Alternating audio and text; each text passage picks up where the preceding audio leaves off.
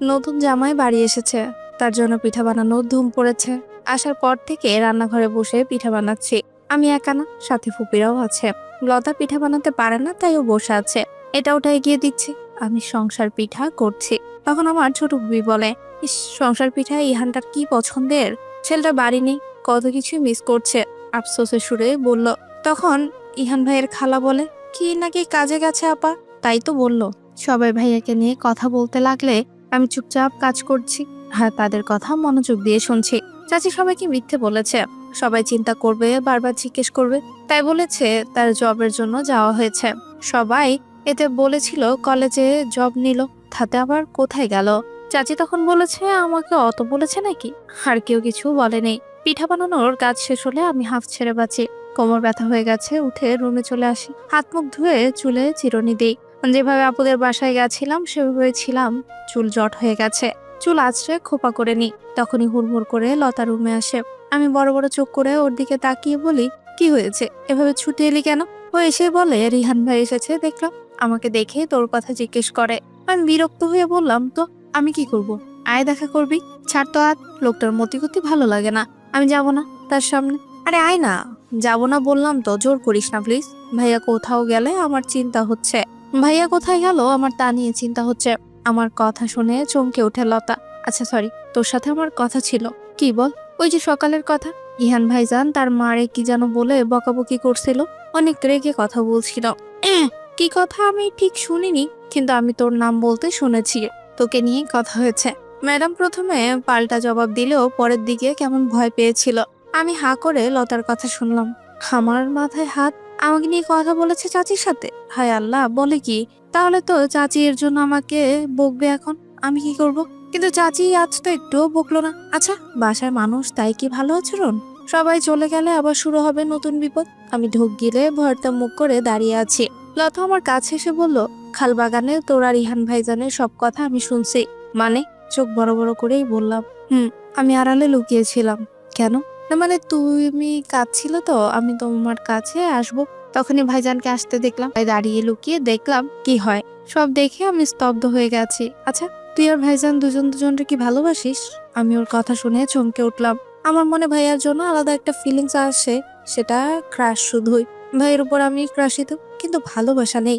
আমি বললাম, তোর এমন কেন মনে হলো? আরে ভাইজানের বিহেভিয়ার দেখে আমার মনে হয় ভাইজান তোরে ভালোবাসে। তখনই চাচির ডাক এলো, লতাকে ডাকছে। লতা দৌড়ে চলে গেল। আমি থমকে দাঁড়িয়ে রইলাম। ভাই আমাকে ভালোবাসে? না না, এটা সম্ভব না। তাকে তো আমি তার গার্লফ্রেন্ডের সাথে কথা বলতেও শুনেছি। ফারিয়া নাম।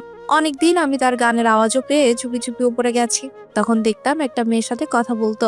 অত রাত গার্লফ্রেন্ড ছাড়া আর কার সাথেই কথা অত রাতে গার্লফ্রেন্ড ছাড়া আর কার সাথেই বা কথা বলবে? কিন্তু ভাইয়া আমাকে ভুল করে হয়তো আমি আর ভাইয়ার কাছে যাব না ভাবতে লাগলাম।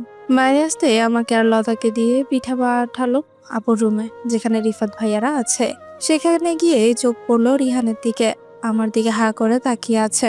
আমি পিঠা করে তার তাকানো দেখি, আমি পিঠাটা রেখে তার তাকানো দেখি গটগট করে বেরিয়ে আসতে চাইলাম। এমন হা করে তাকিয়ে থাকলে কি আর সেখানে থাকা যায়? কিন্তু আপুর জন্য সেটা আর হলো না। আমাকে ডেকে সাথে বসালো। আমি তার কথা ফেলতে পারলাম না। সাথে লতাকেও বসালাম। রিয়ানের দিকে তাকিয়ে দেখি হেসে আমার দিকে তাকিয়ে আছে। আমি চোখ সরিয়েও বিরক্ত নিয়ে বসে আছি। আর একটা পিঠা দিল আপু, সেটা খেলাম। ৮ ঘন্টার মতো থেকে বেরিয়ে এসে হাফ ছেড়ে বাঁচলাম। অসভ্য ছেলে, কেমন বেহায়ার মতো তাকিয়ে থাকে। আমি নিজের রুমে চলে এলাম। এখন ঘুম দেব। বিছানায় শুয়ে দেখি ঘুম আসছে না। বারবার ভাইয়ার কথা মনে পড়ছে। কেন পড়ছে জানা নেই। আমি ছটফট করে উঠে বসলাম। চোখ বন্ধ করতেই ভাইয়ার টোল পড়া গালের হাসি চোখের সামনে ভেসে ওঠে। কিন্তু সুন্দর সে হাসি বন্ধ। কালকে কতটা কাছে ছিল আমার। ভাইয়া ভাবতেই কাটা দিয়ে ওঠে। আচ্ছা, ভাইয়া বাসা থেকে গেলে কোথায়, আর কেনই বা গেল? চাচির সাথে রাগারাগি আমার জন্য করে থাকলেও কোথাও যাওয়ার কি দরকার? আবার শুয়ে পড়লাম, ঘুমানোর চেষ্টা করলাম, আর ঘুমিয়েও পড়লাম। পরদিন ঘুম থেকে উঠে বেরিয়ে মুখোমুখি হলাম রিহানে। সে আমার সামনে এসে হেসে বলে, আমার উত্তরটা তো দিলে না। আমি হকচকিয়ে গেলাম। এই লোকটার সামনে পড়লেই বিরক্তি লাগে।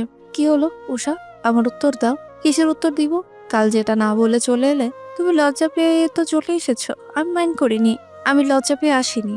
তাহলে আমি তখনই চাচিকে দেখে আমার চোখ বড় বড় হয়ে গেল। আমাদেরই দেখছে কিনা জানি না, কিন্তু এদিকে আসছে। আমি চমকে উঠলাম। রিহান ভাইকে পাশ কাটিয়ে চলে গেল।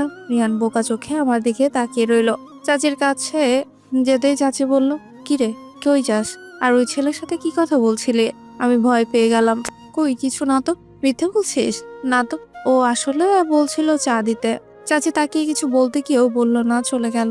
আমি তার যাওয়ার দিকে তাকিয়ে রইলাম। চাচি যদি আবার এসে দেখে আমি চা করছি কিনা, তাই চা করে নিলাম। ওই লোকটা এখনো সোফায় বসে আছে। আমি গিয়ে বললাম, ধরেন চা খান। চমকে আমার দিকে তাকিয়ে বলল, চা?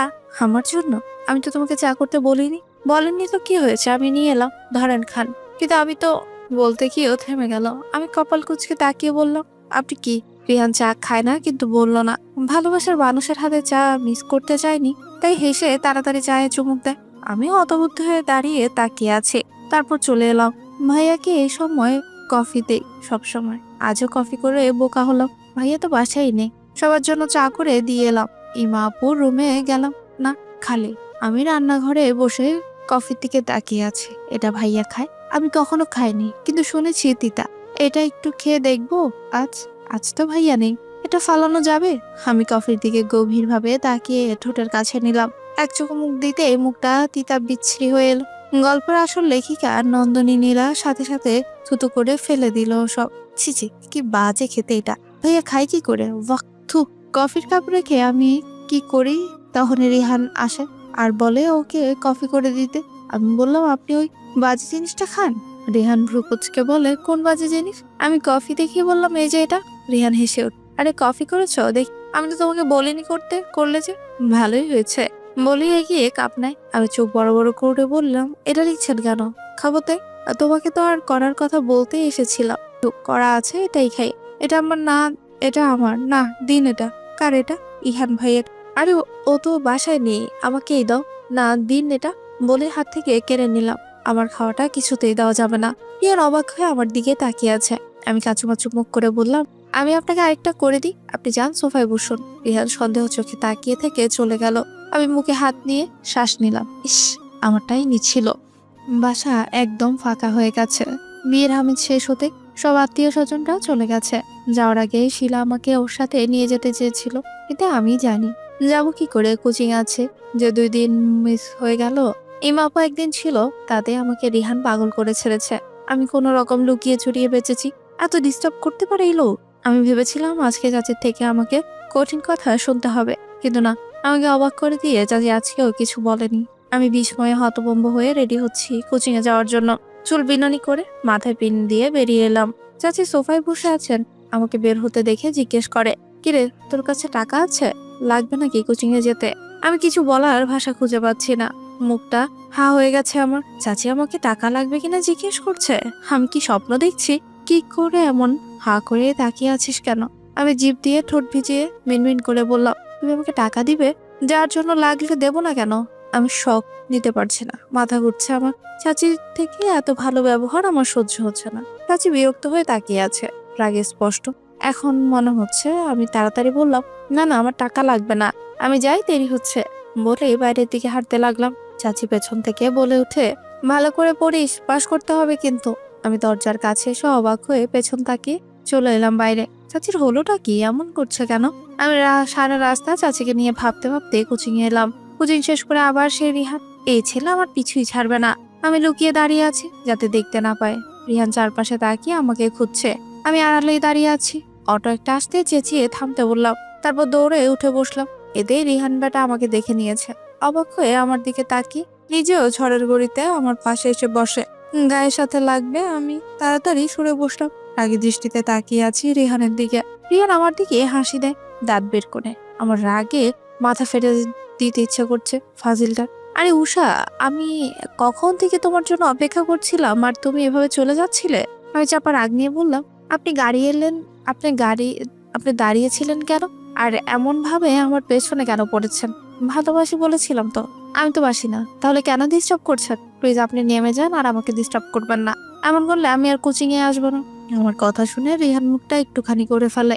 আমি অটো ড্রাইভারকে থামাতে বললাম। মুখ কালো করে বল, কেন ভালোবাসো না? বাসি না তাই। আমি সত্যি তোমাকে ভালোবাসি, বিয়ে করতে চাই। বিয়ে? আমি কিছু বলার আগে গাড়ি থামলো। আমি কিছু ওই বিষয়ে না বলেই বললাম, নামুন আর আমাকে বিরক্ত করবেন না, যান। কিন্তু হাত দিয়ে নামতে বললাম। রিহান গোমরা মুখে নেমে যায় আর নেমে আমার দিকেই তাকিয়ে রয়। আমি স্বস্তির নিঃশ্বাস ফেললাম। বাসায় এসে বসতে আজান দিল। রাতে পড়তে বসেছিলাম, তখন ইলাপুর ডাক পড়ে। আমি তার রুমে যেতেই আমার হাতে রিমোভার দিয়ে হাত সরিয়ে বসে পড়ে। এখন আমাকে দিয়ে নেল পলিশ উঠাবে। পড়া ছিল অনেক, কিন্তু নাও পড়তে পারবো না। বাধ্য হয়ে বসলাম। আপু বলল, কাল নাকি তার ফ্রেন্ডরা মিলে কক্সবাজার যাবে, তাই ড্রেসের সাথে ম্যাচিং করে সব পরবে, তাই সব করাচ্ছে আমাকে দিয়ে। আমি একটা দীর্ঘশ্বাস ছেড়ে কাজ করতে লাগলাম। অর্ধেক হতে আমাকে উঠিয়ে চা করতে পাঠালো। চা করছি আর বিড়বিড় করছি। চা করে উপরে এসে ইহান ভাইয়ের রুমে তাকাই। ইস, ভাইয়া কোথায় আছে? 3 দিন হয়ে গেল বাসায় নেই। না চাইতেও মনটা খারাপ হয়ে গেল। চাটা নিয়ে আপুকে দিয়ে আবার কাজ করতে লাগলাম। শেষ করে এসে রুমে এসে একটু পরে ঘুমিয়ে পড়লাম। সকাল সকাল ইলাপু সেজে গুজে একটা ব্যাগ নিয়ে চলে গেল না খেয়ে। রেস্টুরেন্টে নাকি খাবে, তাই আমি আপুর যাওয়ার দিকে তাকাইয়ে রইলাম। কালো ড্রেস পরেছে, আপুর খুব সুন্দর লাগছে দেখতে। চাচি খাবারের পর আমাকে নিজের রুমে ডেকে নেয়। আমি ভয়ে ভয়ে গেলাম। চাচি বিছানায় পা ছড়িয়ে বসে আছে। আমি যেতেই বলল, পা একটু টিপে দে তো, ব্যথা লাগছে। আমি নিঃশব্দে বসে পড়লাম। ইহান কোথায় গেছে? আমি বসে পা টিপে দিচ্ছি, তখনই চাচি বলে ওঠে কথাটা। আমি শুনতেই চমকে উঠলাম। মাথা তুলে তাকালাম চাচির দিকে। সে রেগে আমার দিকে তাকিয়ে আছে। আমি ঢোকিলে হাত থামিয়ে ফেললাম। কি হলো বলো, কোথায় আমার ইহান? আমি বিস্মিত হয়ে তাকিয়ে আছি। আমাকে কেন জিজ্ঞেস করছে? আমি তো জানি না। আমি কি করে জানবো চাচি? জানলে বল।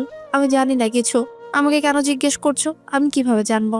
চাচি চাচি কিছু বলতে যাবে রেগে, তার আগে ফোনটা বেজে উঠলো। সে আমার দিকে রাগী দৃষ্টিতে তাকিয়ে ফোন ধরে। ফোনের দিকে তাকিয়ে চাচি হাসলো।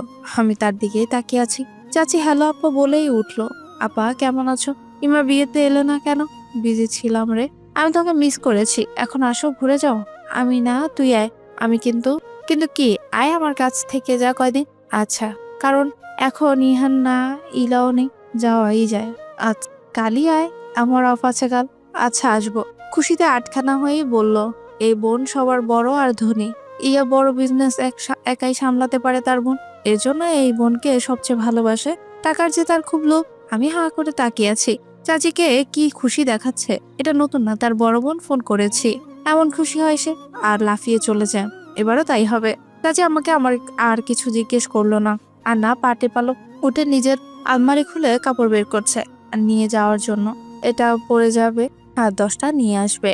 আমি তাড়াতাড়ি বেরিয়ে এলাম। আর বকাবকি করতে পারবে না। কয়েকদিন চাচি বাসায় আসবে না। পরদিনই যাওয়ার কথা। আজকে বিকেলেই চলে গেল।